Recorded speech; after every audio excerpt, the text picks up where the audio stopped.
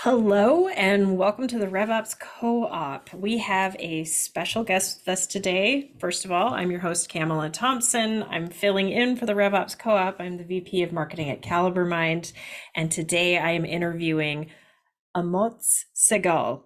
Did I totally do that wrong? Trust it. Yeah, absolutely. Try it again. Amotz Segal? No, Was it's that all, close? yeah, Okay, you got it and right. Thank I'm you. thrilled to introduce Amotz Segal, and I did it Yeah, again. I knew I'd do it. Why don't no, you that's introduce exactly right. yourself? Oh, I Yeah, was? thank you. Yeah, no, that was spot on. I was just kidding. Yeah, thank you so much. Yeah, so my name is Amotz. I was born and raised in Israel, been living in the US, in New York City for the past almost 20 years now. Started my professional career in Wall Street as a trader. And in 2010, I joined a fintech startup, a young fintech startup in the online lending to small business arena. I spent the next almost decade with this organization, growing here in the US as well as in the UK, and personally from an account representative all the way to the COO level. In 2019, I parted ways with the company and I started my own consulting firm specialized in operation management consulting services to fintech companies as well as other organizations and startups. During the pandemic, I recognized an opportunity to go back to the online lending slash fintech space as an operator, and I launched my own startup along with a co-founder. We ended up selling this startup pre-revenue, and I joined the acquiring company as a chief revenue officer. I spent the next 9 or 10 months with the acquiring company, and in June of this year, I joined Altum Strategy Group. We are a management consulting services company, work with mid-market companies, solving problems across many domains, such as change management, revenue operations, and so on and so forth. So I am really excited to talk about our topic today because it is one that has vexed me in the past and I understand much better now. But we're going to be talking about fundraising in its different forms and what you need to know in operations to help support the executive team that's going to be selling essentially the company to these investors. So I always believe that more context is better, and we're going to get into it. Yeah. First question. So, the question burning on my mind really has to do with our current market. Do you want to give us a little context about what I'm referring to and how it impacts fundraising right now? Impact is an understatement, right? But let me first begin by saying that I am not a financial advisor, and Altum Strategy Group does not provide any professional financial advisory services. So whatever I'm talking about here today with you is based on my personal experience as an executive, raising capital on behalf of the companies that I worked for, as well as companies I've owned. And I'm combining it with feedback and collaboration with companies that we work with at the moment, as well as research and publicly available data. So that's the first thing I would like to mention before we dive deep into it. The second thing that I would like to mention is that I'm working under the assumptions that most of the listeners or readers or whatever format it's going to be are in some sort of tech, right? It could be SaaS, it could be other managed services, cloud or IT, and that impact what I'm about to talk about today. Because what we've seen in this environment, and that's across the board with many tech companies, is that valuation is under pressure and they're experiencing low to moderate growth rate, and cash burn is just high as it's ever been, right? So by looking at the capital raise activities and trends, attending conferences, talking to our network, reviewing additional research, with Altum conclude that basically the growth mode is over and we enter in a new arena of profitable growth, right? So what does that mean to leaders? What does that mean to executives in companies who are trying to raise money? basically we're talking about two things here. One, capital raise and valuation is under pressure. So I gotta stop here and kind of, if you don't mind, just take a bit of my tea. I'm just a bit sick here. Sorry about it. No problem. I'm also hopped up on cold medication, so if I don't make sense, just let me know. I'm also not used to talking so much, but yeah, just another stick here. All right. So as I was saying, capital raise is no longer just about valuation, right? It's about employee retention, engagement, people strategy, and more. And that's really at the core of those capital raise transactions. We see it specifically with M&A activities, right? Where companies or private equities are purchasing company, but we see it more and more with other type of capital raise activities. And more recently, and that's interesting, we're seeing it with credit raise, which we'll talk more about later, credit facility, credit insurance, etc. And these are things that we haven't seen before. The reason for that being is because I'm sorry, I gotta refresh my mind here. Yeah, payroll is typically the largest expense sustained by a tech company, right? So that's number one of the problem that we're seeing. Number two is that cash flow management, data analysis, research, all those activities taken by executives prior to deciding whether or not they would like to raise capital, that will significantly improve or even highlight the need of whether or not they need to go out there and raise, definitely improve if they decide to raise the capability and the probability of them raising the capital that they need. So, all in all, when we talk about market conditions, I would say the highlight is valuation is under pressure, interest rates are on the rise, and therefore executives need to be much more mindful about the activities that they're taking before, during, and after they raise capital. Yeah, and I don't know about you, but I'm seeing a lot of companies that were lucky enough to fundraise at the outset of this year, increasing their run rates. Because I think what we're going to talk about next is now is a tough time to be raising capital, especially because like you said, the value of companies, how they're valued has completely drastically changed. Yeah. And that impacts how much you can raise. And of course, like you mentioned, the interest rates are crazy. So what are the strategies you've seen some businesses employ to delay fundraising if they can? Yeah, so that's a very interesting question, and what we've seen executive taking some really interesting steps, some that were more expected and some that are less. I can tell you that the first thing that we've seen is, and that's from a RevOps perspective, could be significant, is trying to bring revenue faster and closer to the company. So that means issuing invoices faster, even at a discount, right? Trying to, especially at the SaaS model, we've seen companies trying to push their customers to the annual subscription model and collect faster rather than the monthly, which collects over time. So I've seen that a lot, and just really quickly would love to jump in and ask a lot of folks who've raised recently, they're trying to, what I've seen and I think is happening is sometimes they're trying to prove product market fit and that they can acquire logos rather than focusing on overall cost of goods sold. Am I onto something here, or is it a different nuance? It's interesting. So yeah, cost of goods sold. What we're seeing is it's less controllable or manageable by the company, right? If you look at supply chain issues, which by the way impact part of the due diligence during a capital raise process, right?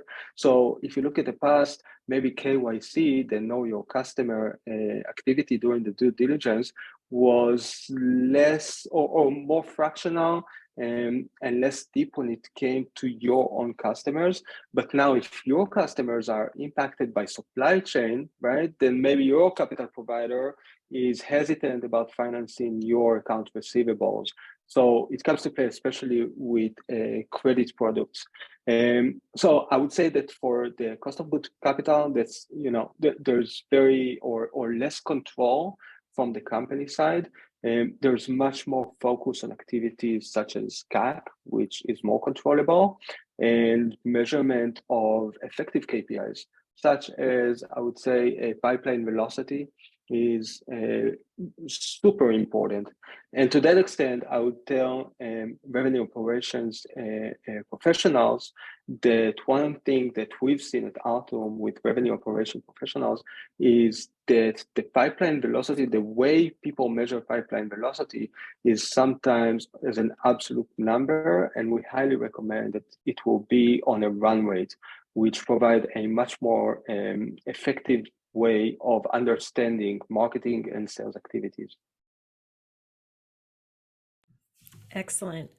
Do we want to touch on other tactics that we're seeing employed? I know we're all very familiar with the layoffs that are happening in the market. We should probably expand on that. And then I'm also seeing a ton of companies focusing instead of on net new acquisition, and these are typically more mature companies. They're focusing on expansion within their existing customer set. Yeah, so two very important tactics in any executive toolkit. We are seeing those. When it comes to layoffs, what we're seeing is we see a very interesting trend in which, for many years we've heard the people first mantra, right? And when we were in a growth mode and everything was good and money was flowing and customers were paying and there were no delays, it was very easy to execute on this mantra.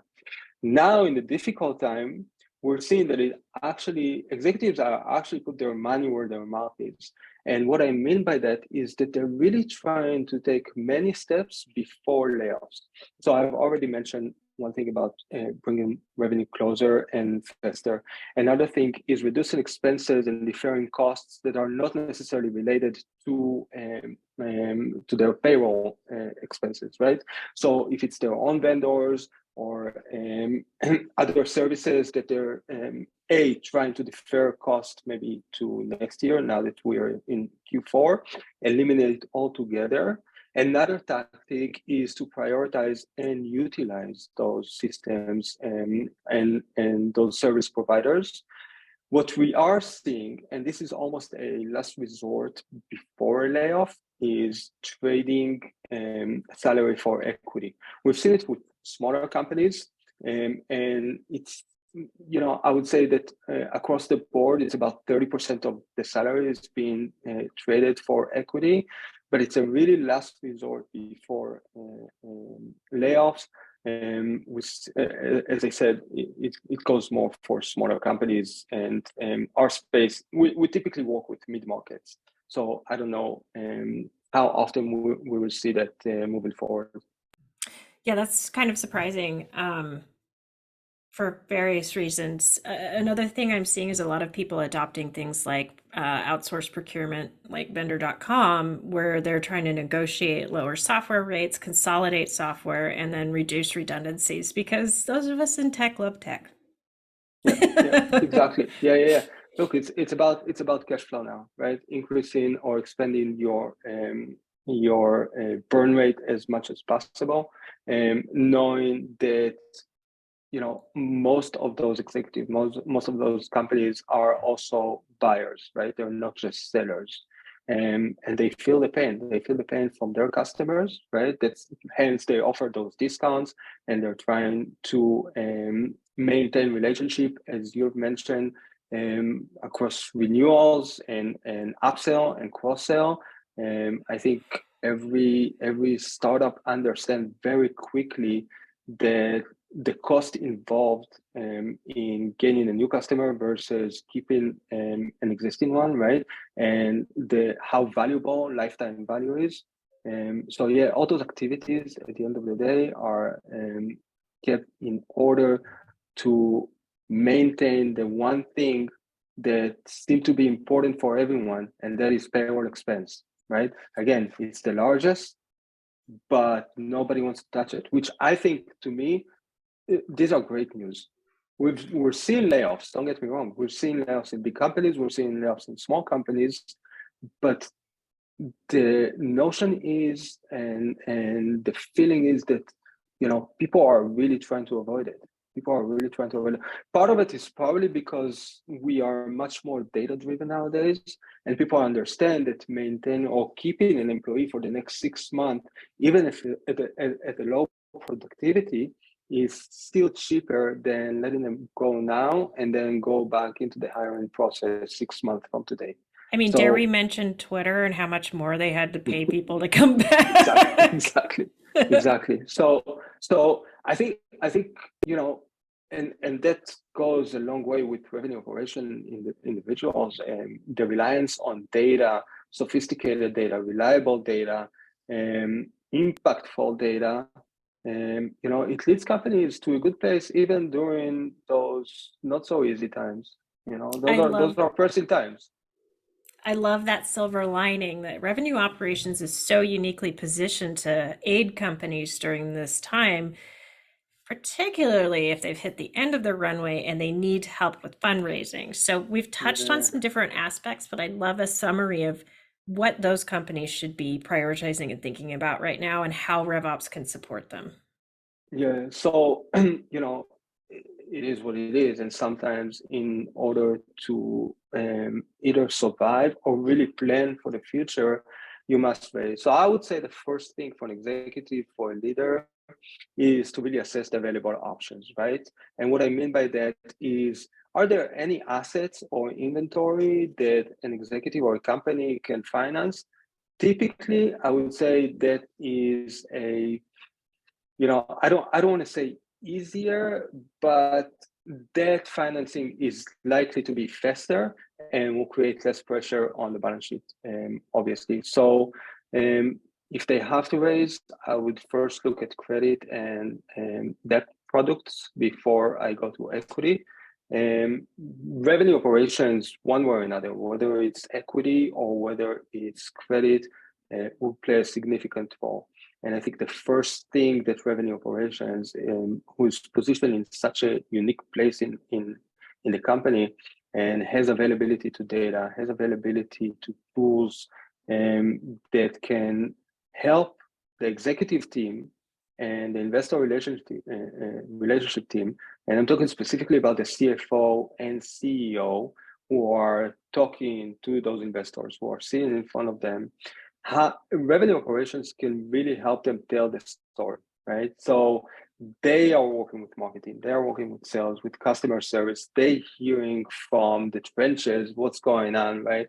And bringing it to the deck, bringing it to the conversations that can really enable, because at the end of the day, I how you resonate with those individuals who sit on the other side of the table and hold the money, that goes a long way, right? And to that, I would recommend, I think her name is Nancy Duarte, book, Yes. Resonate. Really, and let me make sure that I'm not, that I'm giving you the right, yeah, Nancy Duarte book, Resonate. It's just a great resource on how to tell a story, right? So Hmm. I think that's one thing that revenue operations can do, is help executives tell an accurate story, a sophisticated story, and one that the capital provider can resonate with. And then additional activities that, revenue operations objective or main objective is to bring revenue, right? That's at the end of the day, that's what it is. So activities related to marketing, sales, customer success, measuring the right activities and respond to them rather than react to them, I think that's the power of revenue operations in this capital raise. With there are a few distinctions between equity raise and credit raise due to the focus of the capital provider. So that point you just made is so important. I always tell revenue operations professionals that the fastest way to elevate your career is to learn how to deliver insights instead of reports. So if somebody asks for data, spend some time with it, figure out if you can spot any patterns, and then figure out why those patterns are happening. And that is so core to the storytelling. The other thing that's core to the storytelling is understanding what the people on the other side of the table really want to understand. So maybe we go into that next. Yeah, so I touched a bit upon it at the beginning, how the capital raise process is evolving. Let's start with equity, which is, traditionally, especially in an early stage, has been more about the team than anything else. And we continue to see this trend. Even I'm a bit surprised that we continue to see this trend. And the reason why I'm surprised is that even with very sophisticated, eloquent, and experienced teams, right, we're living in an era that, even if this team has 3-4 companies and successful exits behind them, they did not experience such downturn, right? The last time was 2008-9, the recession. Most executives that are in tech and startups did not really experience it to that magnitude. So I would say that capital providers on the equity side still rely on this experience, maybe more than they should. The other thing that is super important, the next thing after team, is revenue, right? Is the company generating revenue? Are they profitable? What does revenue operations look like from, top line, bottom line, EBITDA? These are all things that go a long way. Another trend that we've seen lately is focus on ESG, which, I'm going to be careful here, but I would say that the political environment of the last couple of years, combined with the pandemic, combined with this recession, really opened eyes to some investors who now look at data themselves and see that companies who are engaged in ESG activities and put it as a priority actually produce better results and are more sustainable in the long run, right? So here in the US, I would say that ESG activities that investors care about or focus on are more related to equity, inclusion, diversity, etc. And in some cases, depends on the industry, we are seeing some activity or ESG due diligence related to environmental issues. When you expand to Europe, I would say that the focus of ESG there is more on data privacy and governance. So, it depends on where you're raising, and I know RevOps Corp is a global organization, and people read it here in the US and in Europe. So if and when you're going to raise, just know that it is part of due diligence nowadays. So, do we feel we've covered the investor banker side, or is there more to add there? I think that from an equity perspective, I would say I would go back to my first and maybe highlight of this and say, it's not just about 300x anymore. Those capital providers and equity providers, they're looking for something more sustainable. Profitability is back on the table, where it was all about growth. Now they want profitable growth. That's the message out there. So how to do that? They're looking for a team, they're looking for consistent revenue, and they're looking for additional operational excellence habits that really enhance or increase the probability of success over time, hoping to get out of this recession as quickly as possible and accelerate, but understanding that the next one may not take another 15 years, maybe 3, 4, 5 years. We really experienced something that is almost unheard of. Like 15 years of growth, growth, growth.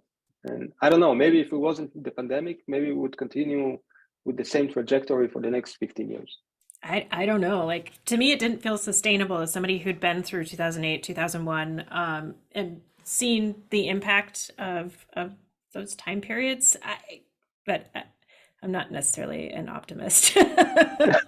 Well, I am actually, and I think this is a short-living recession. I think it was way past due to the pandemic and how we handle the entire system from an economical perspective. But the reason why I'm optimistic is A, because of the things that I've mentioned when it comes to people management specifically, and how companies try to avoid layoff at any cost, even though the payroll is the highest expenditure. And the other thing, or the other reason why I'm optimistic, is that I think a big part of this recession is a result of supply chain issues. And I think that those supply chain issues are being resolved as we speak behind the scenes. Maybe we're not exposed to it all the time because it's not as sexy, quote unquote, those tech solutions, but they're extremely sophisticated. And this challenge has been with us for 2-3 years at least. I think it's starting to solve itself. So I'm maybe foolishly optimistic. I think it's going to be a shallow recession. I sure hope so. You'll take it. Yeah. So let's dig in a little bit more around how RevOps teams can help prepare their executives, like not assuming they see the same things you do. So I'll let you dig into that more. So again, there is a story to tell. And what this story is, a lot of it is can be exposed through reporting, can be exposed through data analysis, right? So understanding the customer journey, understanding the big portion of the customer journey is not in front or does not involve the company itself, right? I think RevOps individuals are starting to learn it better and better. And I think that there's a lot of data that's suggesting it. I've heard a Gartner talk recently that mentioned that 17 to 20% of the customer journey does not involve the product or the service provider, and that trend is anticipated to accelerate over the next couple of years, right? So maybe we'll see it in 3, 4, 5 years at 50%. So that's one aspect to consider. The other aspect to consider, which was also part of this talk, was that I think 72% of buyers would like a seller-free process altogether, right? So that makes RevOps a bit more challenging, I would say, because how do you measure activities that are not even exposed to you, that are not part of your process?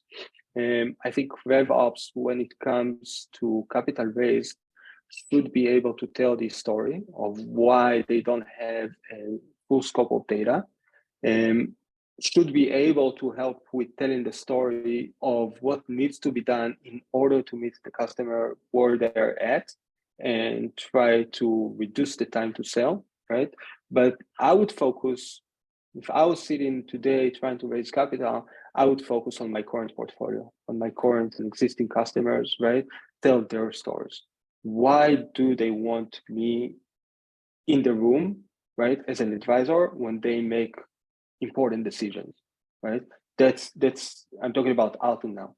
But if you're selling a product, why does your customer, why is he or she interested in the product that you're selling, why they're not going to a cheaper place? That is the story that will resonate most with any capital provider, be it equity or credit. Yeah. But I will caveat about credit later. Okay. So as a marketer, I just want to throw out, lean into those relationships with vendors like G2 and and invest in your digital presence appropriately. Yeah. Are there other things you'd like to touch on before we outro? Yeah, I would say that, back to your comment about marketing, yeah, highlight those trust pilot. reviews. If you have a good NPS, if you're measuring NPS, use that. Customer success is part of revenue operations, which Absolutely. traditionally is not taking major part in the value chain. It's more about marketing and specifically, and then it comes to sales, and everybody highlight those activities. Customer success should become a big part of the story, specifically when talking about capital raise. Oh, yeah. Customer evidence is the best Yeah, evidence. yeah, Totally yeah. agree with you. Yeah. All right. So, where can people find you online to network? LinkedIn, right? So very easy. AMOTZ SEGAL. Altumstrategy.com. That's our website, and we'll tell our story there. Yeah, Twitter, Facebook, online presence, right? That's the ABC of RevOps. Yeah, yeah, 100%. So thank you Yeah. so much for all of these great insights. For those of you looking to connect who aren't already a member of the RevOps Co-op, please become a member of the community. It's such a great resource. And for those of you looking for more great content, check out the RevOps Co-op blog.